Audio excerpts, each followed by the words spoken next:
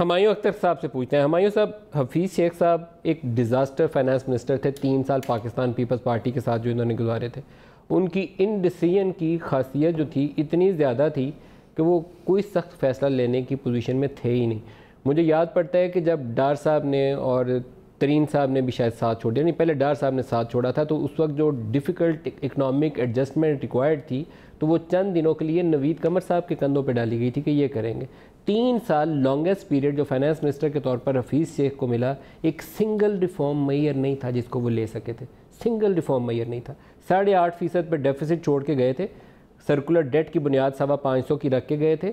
Highest inflation छोड़ के गए थे और इस उम्मीद पे छोड़ के गए थे कि मुझे केयर टेकर में वज़ीर आज़म या वज़ीर ख़जाना रख लिया जाएगा, इसलिए अखीर में सलीम मांडवी वाला को 45 दिन के लिए वज़ीर लगा दिया था।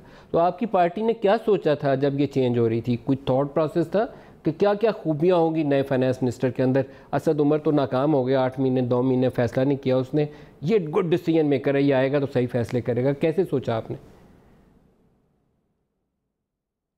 जी, मैं अपने बहुत ही काबिल एहतराम कॉलीग्स की गुफ्तगू सुन रहा था तो मुझे शायद ये महसूस हो रहा था कि पाकिस्तान में पहली दफ़ा IMF का एक प्रोग्राम आ गया है।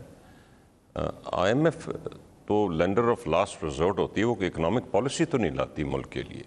वो तो जिस मुल्क का इकॉनमी की हशर हो चुका हो उसमें वो एक आती है फिर रेक्टिफिकेशन करने, वो बिगड़े हुए हालात सीधे करने के लिए, और उसकी गोली हमेशा कड़वी होती है।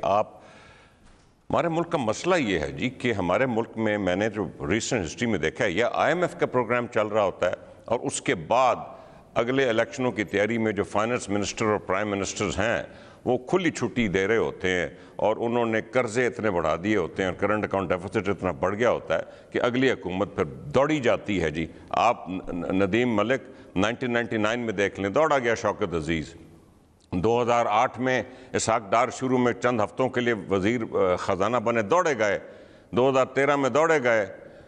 अब कम से कम हमारा ये हुआ कि हम दौड़े नहीं गए। वो अच्छा हुआ है, बुरा हुआ है, मैं तो समझता हूँ सियासी तौर पे बहुत बुरा हुआ है। आप नाक से लकीरें निकाल के गए, आप दौड़े हुए नहीं गए। दौड़े हुए चले जाते तो शायद नाक से लकीरें ना निकालनी पड़ती। जी, बिल्कुल जी, मैं इस बात पे आपसे मुतफिक हूँ। और मैं आपको ये भी बता दूं अंदर की कहानी कि आखिर में ये पार्टी के अंदर डिफरेंस ऑफ ओपिनियन थे और बहुत से लोग इसमें असद उमर को बुरा भला भी कह रहे थे, लेकिन आखिर में प्राइम मिनिस्टर ने इंटरवीन किया और कहा कि आप फैसला करें। आई थिंक हमें फाइनेंस मिनिस्टर को चाहिए था कि हम उस पर छोड़ते असद उमर पे, लेकिन उस पर इंटरफेरेंस थी और आखिर में प्राइम मिनिस्टर ने उस पर एक्ट किया कि अब आपको फ़ौरन जाना है क्योंकि आपकी नेगोशिएटिंग पोजीशन ख़राब होती जा रही है। सो देखें, other than some political conditions जो कि अलग गुफ्तगू है, जो कि लग रहा है कि इस IMF प्रोग्राम में लिखी गई हैं, तमाम के तमाम IMF प्रोग्राम्स बिल्कुल ऐसे होते हैं, उसमें मॉनेटरी टाइटनिंग होती है। हमारे जो फाइनेंस मिनिस्टर्स हमेशा रुपया चढ़ा के रखते हैं। पूरा ईस्ट एशिया का मॉडल एक तरफ जो कि वैल्यू लो रखते हैं, टैरिफ हाई रखते हैं, प्रोडक्टिविटी की तरफ जाते हैं, हम उसके बिल्कुल बरक्स जाते हैं। हमारे मुल्क में आज तक प्रोडक्टिविटी गेन हुआ ही नहीं आज तक।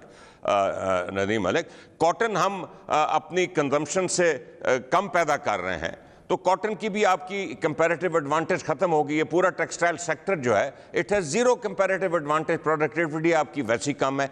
इन चीज़ों में तवज्जो कोई नहीं देता और फिर IMF प्रोग्राम आ जाता है। What were we expecting from this IMF programme?